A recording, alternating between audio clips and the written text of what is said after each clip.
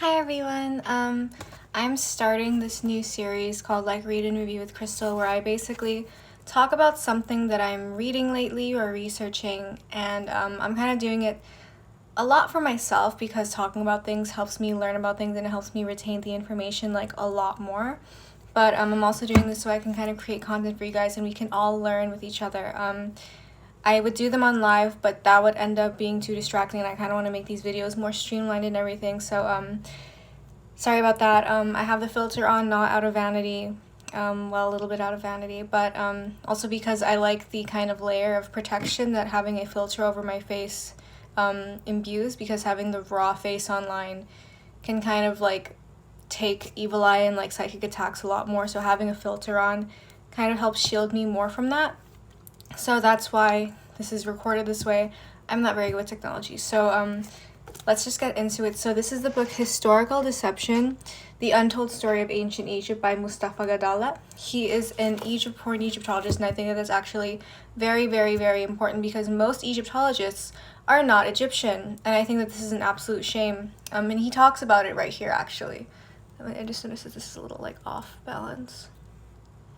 I have to fix that. I don't want it to be weird. There we go. Okay. All right. So, the first page is his acknowledgements, and he says, many scholars of the last 2 centuries have labored and contributed to the field of Egyptology. Most of them were not Egyptians.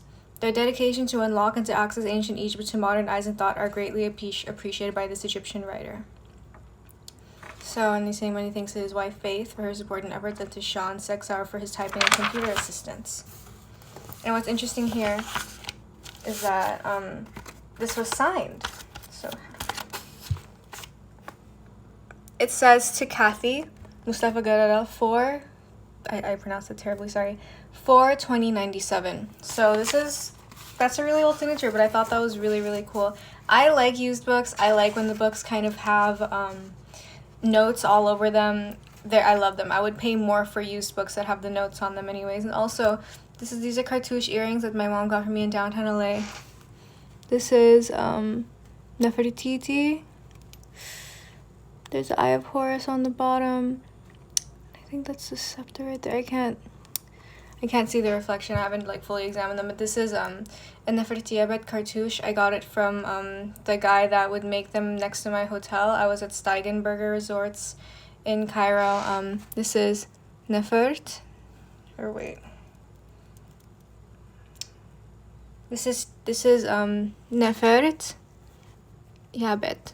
So yeah. So and that means most beautiful one of the East, and that is the name of a 4th dynasty princess that I have a great affinity towards. She was a daughter of Khufu, and she is actually the central being of a huge theory that I have, which I'm going to release one day. But I have it pretty much tamped out, and not to show off, but I spoke to Manu Saif-Sidreh, who is one of the top Egyptologists, especially for the Sphinx, and he basically runs the field. So my colleague Larry tells me. He's the head of the American Institute of Pyramid Research. That's another great friend of mine. But essentially, he was Manu runs the field. And I told Manu my theory about the Sphinx, and he told me I have no problems with this.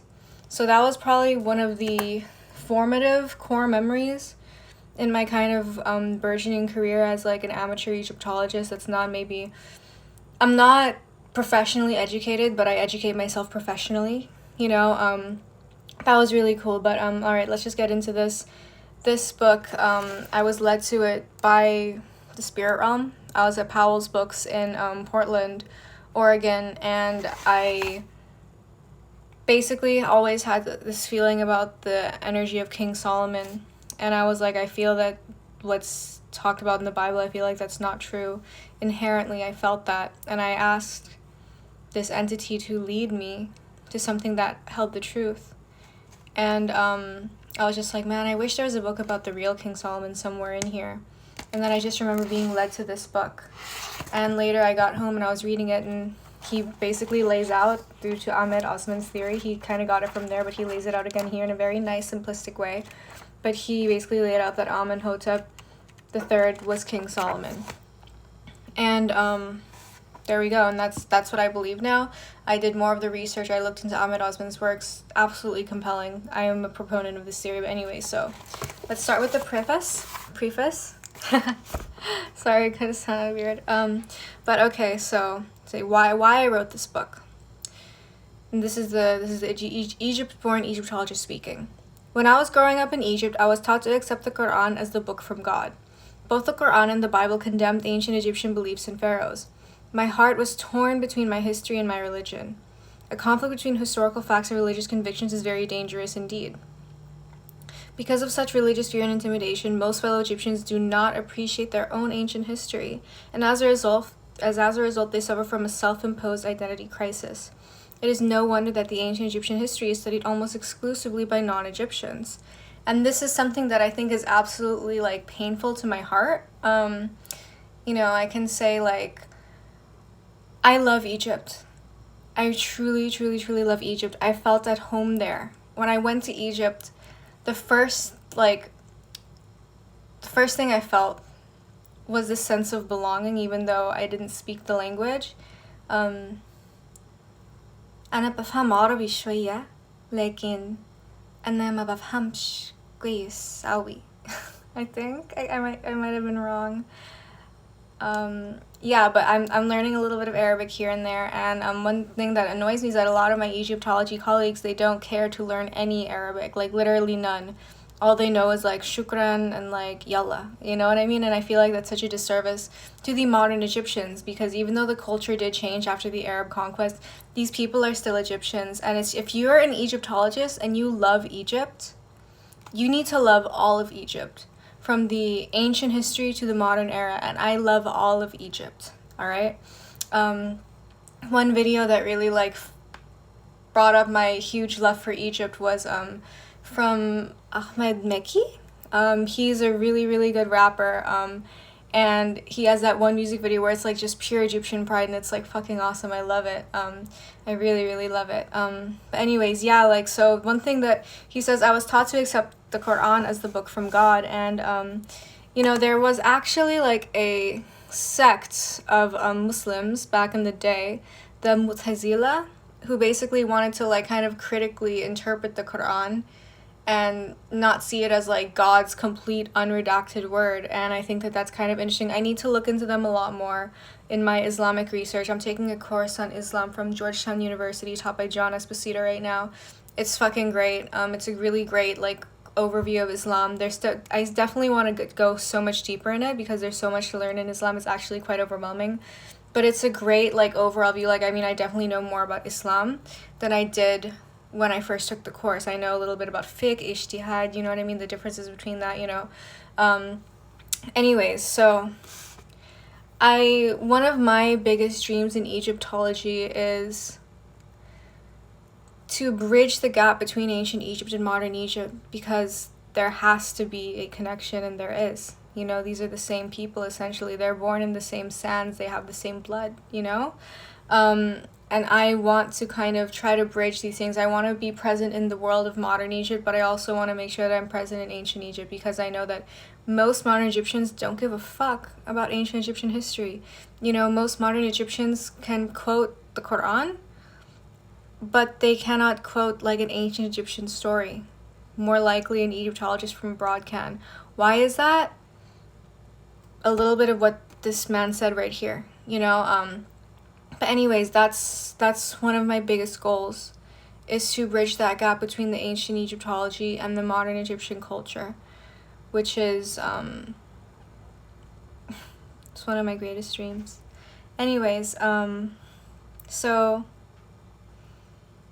he goes on with the story, The Emperor Without Clothes by Hans Christian Andersen, a really great Danish child story writer. But he said it's a story with two artists who claim to tailor very fine clothes, which could only be seen by the honest and the competent. So the fake tailors put these fake invisible clothes onto the emperor, and everyone's pretending that he has clothes on, But then the kid is like, the emperor has no clothes, So the child, because he has that childlike curiosity and that childlike honesty, he's the one that fucking says the truth. So, he's kind of comparing that with modern Egyptology, because the thing is, Egyptology is, a lot of it is a guessing game. A lot of it is quite surface level and vapid, you know, and he's talking about how, you know, a lot of this ancient Egyptology seems very shallow and repetitive, dated, etc. But he's saying that John Anthony West's book, The Traveler's Key to Ancient Egypt, clicked. You know, and I first went to Egypt with Annie XT, who was a kind of disciple of John Anthony West. Not sure what he feels about me now. It's kind of rocky, unfortunately. But, you know, with Sahila and Ihab, those are the guides there. And Sahila actually knew John Anthony West, and I love them. They're my Egyptian parents, you know. But John Anthony West presents different views of ancient Egyptian practices, and he leaves it up to the reader to come to his or her own conclusions. And that's what I want to do with my content. It is not me talking at you. It's me talking about something, giving my input, and then opening the floor to you, whoever the fuck is watching this. Either today, tomorrow, 10 years from now, whatever. I want to facilitate discourse, because today's modern discourse is on a lot of bullshit negative crap, like fucking Euphoria, that fucking terrible show with the fucking teenagers doing drugs all day and shit, you know? Like, we're not talking about important things, we're talking about stupid things, and I want us to talk about things that matter, things that can bring our society into a better place, things that can forward our society, because we need to learn from the past in order to move forward into the future. You know, we have like the Library of Alexandria in our hands, and we scroll memes all day. Like, this is ridiculous. Like, we have so much at our disposal to learn from and then make society a better place with this and go forward in a different path, yet we don't. So I want to be one discordant voice among these monotonous voices that don't care about anything. I care, you know? But anyways, going on with this. So there's this double-barreled prejudice with Egyptology. So religious scholars, whether Christian, Jewish, or Muslim, of the three Abrahamic faiths, they've been loath to acknowledge Egypt as an important source of the most profound tenets of their respective creeds. And rationalist scholars are equally loath to acknowledge the existence of science and philosophy prior to the Greeks, so they're having this very Greek-centric view. Both of these are lame. Anyways, so, and he also talks about Ahmed Osman here. So he's saying most scholars tiptoe or stay silent about the subject of the Bible in ancient Egypt. Ahmed Osman, he wrote, "Stranger in the Valley of the Kings, Moses, Pharaoh of Egypt in the House of the Messiah, like a superb lawyer presenting all the evidence and unedited." I don't think Moses was Akhenaten. I'm just going to put that out there. I think that, look, like, I have a bit of a perennialist philosophy when it comes to religion and, like, people, I guess. I think that every religion or belief system on this planet is a certain human culture's interpretation of the divine, God, right? And every single culture is going to interpret that differently. It says less about God, I think, and more about the culture interpreting them, you know? But I think that deity shifts and changes as they interact with humanity, you know? It's like it's this exchange, you know what I mean?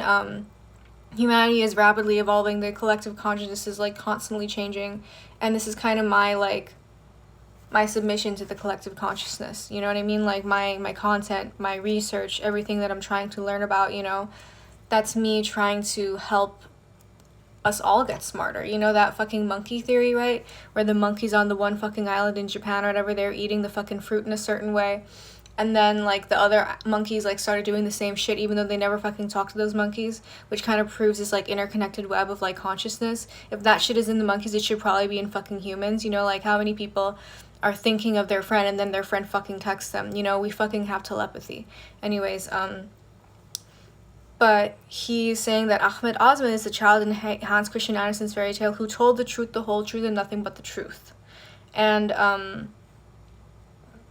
that's hard though, because like I want to tell the truth, but what if my truth isn't the truth, you know? So that's why I constantly try to reevaluate the things that I analyze and things that I put forth, even though I'm not necessarily trying to put things forth. I'm just kind of talking about them, you know? Like one of my friends told me, like, you know, your YouTube videos, he's like, they don't sound like you're trying to like teach something, they just sound like you're learning, and we're just kind of like a fly on the wall, you know what I mean? So that's kind of my goal. But anyways, he's talking about, let me see. He's saying that the contents of this book are sample representations of various subjects. As Egyptians say, it is like a flower from each garden. I need to learn how to say that in Arabic. So, alright.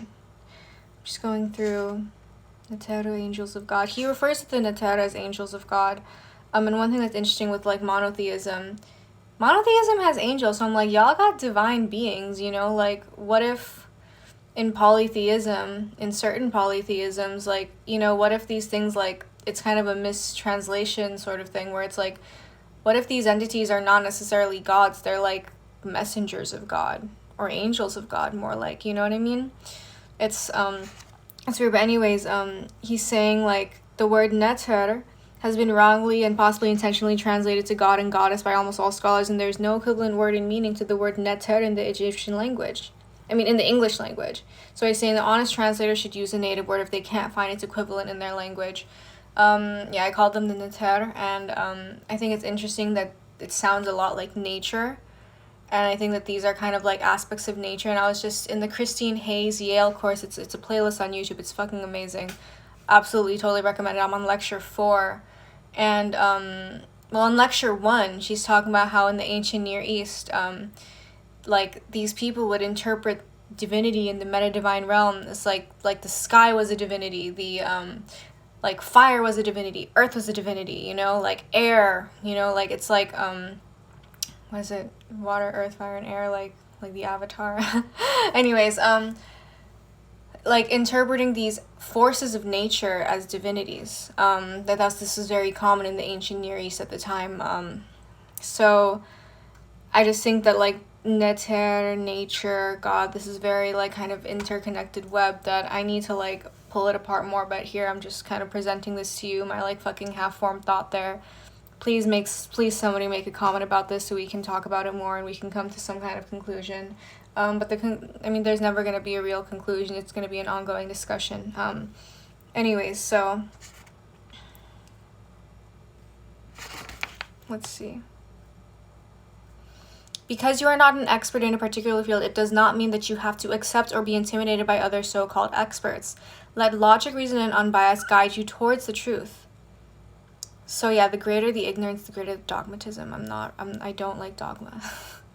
I do not like dogma. I like to question things. I like to talk about things, you know. I'm saying to read this book with an open mind. For the ancient Egyptians, every so-called physical fact of life had a symbolic meaning, and at the same time, every symbolic act of expression had a material background, and both were true and real, as above, so below, right? So then he implores you to read this book with an open mind. So it's quite late. I think I can go on. I can do chapter 1 too. So chapter 1 is called The Land and Its People, and he's talking about the Archaic period first. So he's saying sometime ago, earlier than 15,000 BC, Egypt was not a desert country, but a subtropical grassland with scattered trees. A dramatic change in the weather occurred between 15,000 and 10,000 BC, which was probably brought about by the end of the last ice age. This is a post-glacial climatic optimum. I think this is kind of related to my other research that I'm doing on the Filipinos+Egyptians theory, which basically posits that the Homeric Troy is not fucking Hisar Lake, which, it's fucking not. Hisar Lake has nothing to do with Troy. Heinrich Schliemann was a fucking shack, more like Heinrich Schliemann. He was a shiesty fucking liar. Dude didn't know what he's doing. He did more damage with his fucking excavation than anything. The Great Trench he did fucking destroyed, like, so many layers of the so-called Troy. Anyways, Felice Vinci is this Italian guy, and he puts forth this theory that the Homer's epic tales happen in the Baltic region rather than in the Mediterranean. The thing is, like, look, like, the Homeric geography does not make sense. People always make that kind of joke, like Homer was bad at geography apparently, but no, like, he's saying that the people that participated in the Trojan War, this happened all up north, and these people migrated southwards due to the post-glacial climactic optimum because it got too fucking cold up there, settled in the Mediterranean, and brought along the same place names. And I can make an entire new video on that. But I just wanted to bring that up because I was literally just reading about it today. I just found my copy of the Iliad today when I was thinking about it. So that, I fucking lost that. Nope. Fucking lost the thing for 2 years. Low battery. I should probably get going with this. Anyway, so yeah, post-glacial climactic optimum, major floods left their deposit throughout Egypt, and as a result, one can easily find seashells in the Egyptian deserts. Wait, no, I think I was actually fucking wrong with that 15,000 and 10,000 BC. No, that was totally not it. Redact that. That was not the post-glacial climactic optimum. That happened way later. But, whatever. I guess you have a fucking little bit of information about the Trojan War right there. I fucking am really tired, so I think I, like, kind of took off a 0 there or something in my brain. I don't know. Sorry about that. 15,000, 10,000 BC, that was definitely not the post-glacial climactic optimum. But, disregard that little bit. Except for the part about Troy, because I still do believe that this is just not the same fucking climate change. This is not the same climate change at all. But anyway, so he's saying that the body of the Sphinx at Giza was subject to water erosion at that very early time. And after the floodwaters receded, Egypt had a new look similar to present conditions. A long and narrow strip of fertile land stretched along the Nile River to what is now Cairo, and from there the delta branched out to the sea, and the rest of the land was desert. The Nile Valley in Egypt looked and still looks very much like a lotus with its long stem and triangular flower. And let me show you the map right here. There we go. See, it's a very long stem and then a lotus. And lotuses normally would not have a stem this long, but you know, it's there. That's like a lotus. All right. Sorry about that.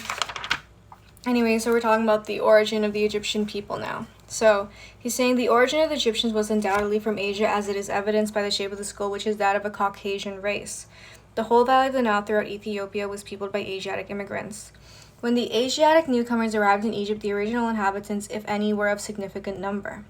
Therefore, the change in the peculiarities of the Asiatic newcomers was proportionally slight, as evidenced from the little variation in the shape of the skull from the Caucasian original. I wish that he had a reference here. I can't cross-check this with anything, unfortunately. That's a little bit annoying. But I need to look into kind of the genetic history of the DNA people just for myself as well. Anyways, later Egypt was conquered by others, but there were no significant changes. This is evidenced by the strong resemblance the Egyptians bear to their ancient predecessors. The conquerors of a country do not give an entirely new character to the original inhabitants. If you look at Mexicans today, they do look quite indigenous still. There's going to be some that look very Spaniard, but for the most part, they look quite indigenous. You know, they kind of have that darker complexion, those more indigenous facial features. But yeah, like you said, the conquerors of a country do not give an entirely new character to the original inhabitants. It's not like these people, like, completely change genetically. You know, like, I mean, a little bit of, like, European DNA got thrown into the mix, but in general, they are still the same people.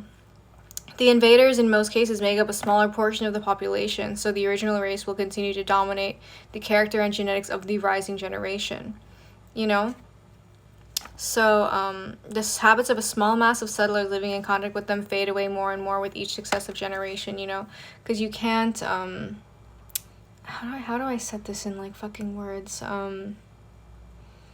People are going to follow their mothers. People are going to follow their genetics at the end of the day. I'm taking another course about the conquest of America, and you know, the professor, Marshall Eakin, I think he's from Vanderbilt University, and he's talking about how you know, like, it's a collision of the indigenous inhabitants of the Americas and the European colonizers and the Africans, and you know, like, a new identity forms for each of them, which is then wholly American, but at the same time, they retain things that are inherent to their kind of mother original cultures, you know what I mean? And I think that that's really beautiful. I think that people hold on to things that are just inherent to their blood no matter what, you know what I mean? Like, kind of reminds me, there's this meme of, like, Britney Spears, like, walking around in, like, her, that one very hard era for her, and I don't want to make fun of her, but it was like, you can take the girl out of, like, the Louisiana trailer park, but you can't take the trailer park out of the girl, you know what I mean? Like, and I think there's nothing to be ashamed of with that.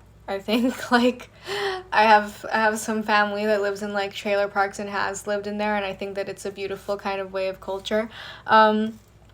It's respectable, but you know, you can't, like, I felt this way in Boston. You can take the girl out of LA, but you can't take the LA out of the girl. So it's like, you can force culture on a set of people, but you can never take the culture that they were born with out of them, you know? Anyway, so he's talking about the population here. Herodotus affirms that 20,000 populous cities existed in Egypt during the reign of Amasis.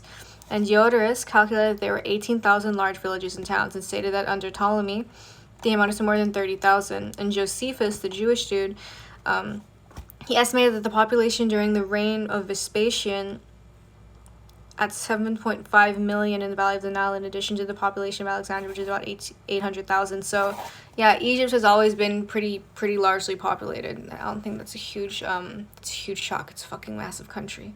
I mean, it is a massive country, but a lot of the population is kind of centered around the Nile River, both in ancient times and now. Oh, you can see what the filter, but okay. So, there he's talking about how ancient Egyptians have been incorrectly pronounced as a serious and gloomy people.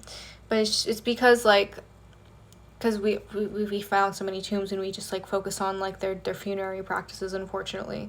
I mean, I remember when I was learning Egyptology for, like, fucking one chapter in high school, and all it was about the fucking tombs. I was saying that bullshit about how the pyramids are tombs. They've not found one mummy in the pyramids. Them bitches were not tombs, okay?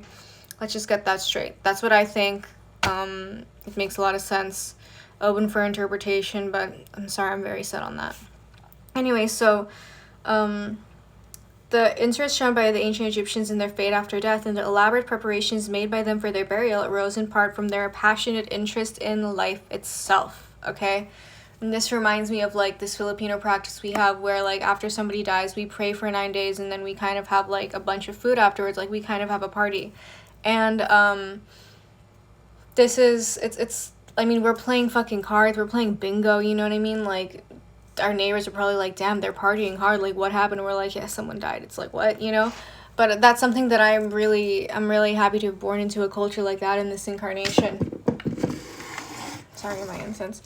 Because, I mean, when I die, I would like my family to do that. I don't want them to fucking sit around crying. I want them to sit there, have fucking bomb food for 9 days straight, hang out with the living members of the family, and just give me a good memory, you know? So he's saying that the Egyptians were a very happy people with a lively sense of humor. Their humorous scenes of the paintings. There's, like, you know, like, depictions of people at a party losing their balance because they drink too much. Others are shown vomiting, game playing, dancing, juggling, you know, like, stories about life in the harem, lots of saucy remarks, suggestive innuendos, you know. Advice is given to husbands who want to cover up their adulterous affairs. So Masri have always been horny. I've learned that when I went to Egypt and in my DMs. I've gotten so many Egyptian marriage proposals. It's insane. Saying, okay, but this is the advice. Bite into an onion on the way home. The wife will be convinced that no kissing would be going on with breath like that. So see, like, some things never change. Egyptians are always horny. Anyways, so, yeah, Egyptians took the maximum advantage of any opportunity for a good time. The day-to-day life with the Egyptians was livened by a large number of festivities, most of them religious in nature, you know, the Set Festival, things like that. You know, on the walls of the temples, historians give their accounts of these very happy people. The festive atmosphere of a religious occasion where all participating women and men, poor and rich, would be singing, dancing, chanting, applauding, eating, drinking, everything. So it's kind of a little similar to this Filipino thing where it's like, well, like, we're supposed to be mourning, but we're kind of partying. So it's like the ancient Egyptians, they were doing a religious thing, but they were basically partying, you know? Which I think is absolutely amazing. I love to party. Anyway, so yeah. The ancient festivities have survived under new names, and he's saying that, ironically, the festivals of the Muslim sophists in the countryside of Egypt closely resemble the ancient celebrations. And I really want to look more into this. Making a note. Look more into this. But yeah, see, like, things will stay alive no matter what happens, no matter how many things. I mean, no matter how much a conquering population tries to change the conquered are always going to stay the same in some way. They will change and they will transform, like, irreversibly. They will change, but then there are some parts of them that will never fucking change. They'll change in general, but their core will not. So anyways, in a short phrase, Herodotus told us about the Egyptians.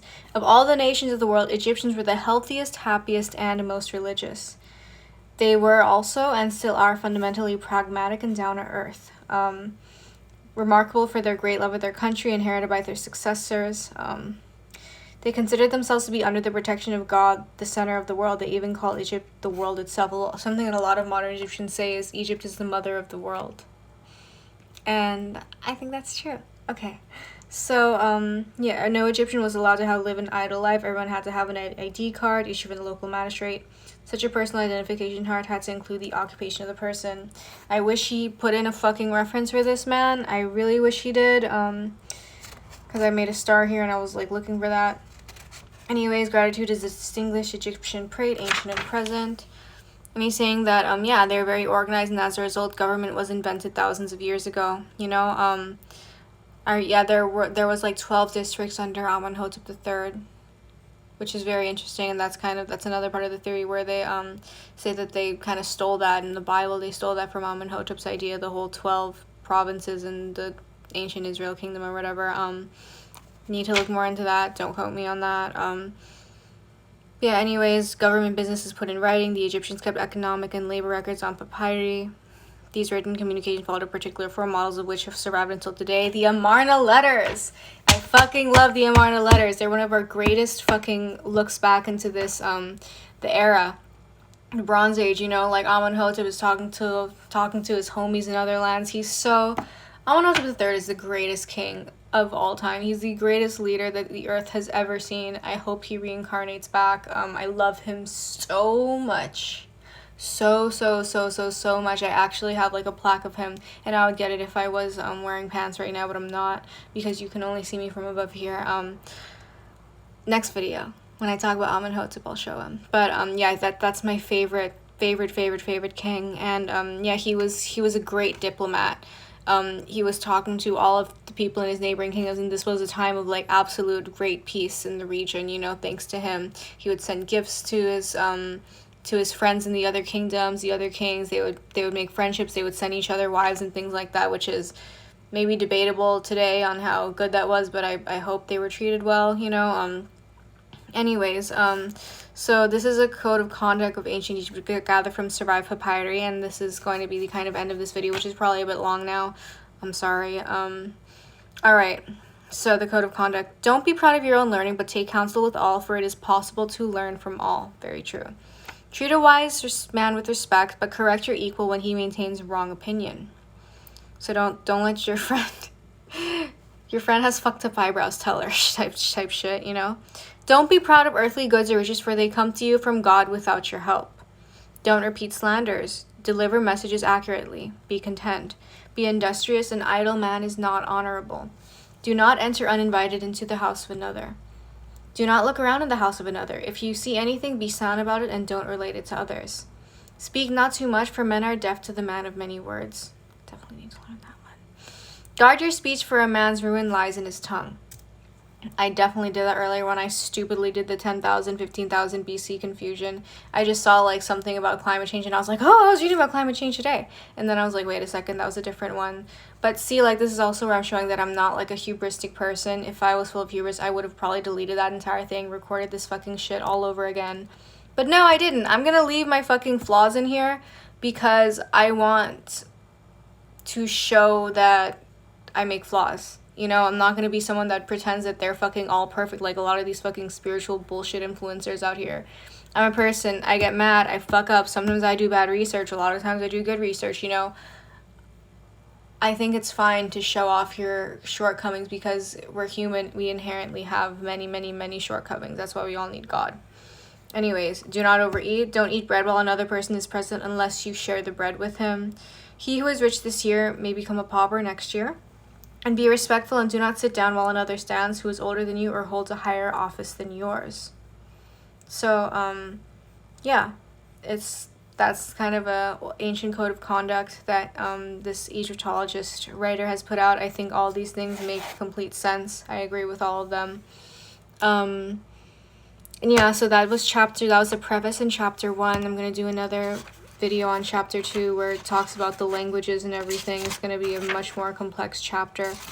But that was that for now. Sorry if this ended up being long, and I hope you enjoyed me talking about Egyptology, my passion towards Egyptology, and you get to know a little bit about what's going on for me. I'm gonna try to keep these going, and it's like fucking 3 a.m. right now. I recorded this because I had a little bit of makeup on for the family party. So today was actually the 40th day of death after our relative in the Philippines died. Her name was Milagros, which means mercy, or miraculous?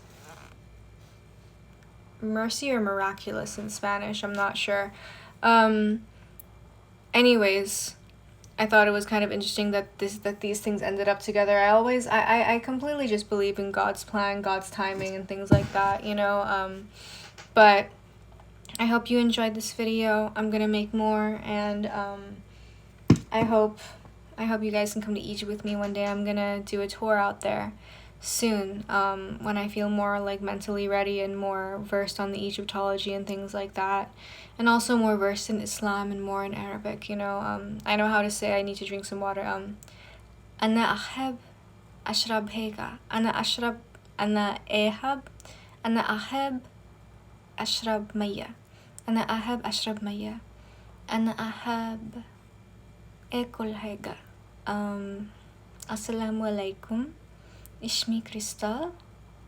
إزيك؟ أنا تمام الحمد لله. Shit. What else? أنا أعرفه. أنا ما أعرفش. أنا بفهم عربي شوية، لكن أنا ما بفهمش كويس أوي. أنا بتكلمش عربي شوية. أنا أمريكية. أنا مش مصرية، لكن أنا بفهم عربي شوية. I feel like I sound dumb, but I mean, the first step to being good at something is being kind of shitty at it. So I hope you enjoyed this video where I talk about Egyptology and talk some like pretty broken shitty Arabic. I love you all a lot. Thank you so much. Oh, I know another one. أعوذ بالله من الشيطان الرجيم. That's like a Quranic phrase. It means like I take refuge with God from the accursed shaitan, which is basically Satan in Arabic. But yeah, Alhamdulillah, Subhanallah, Allahu Akbar.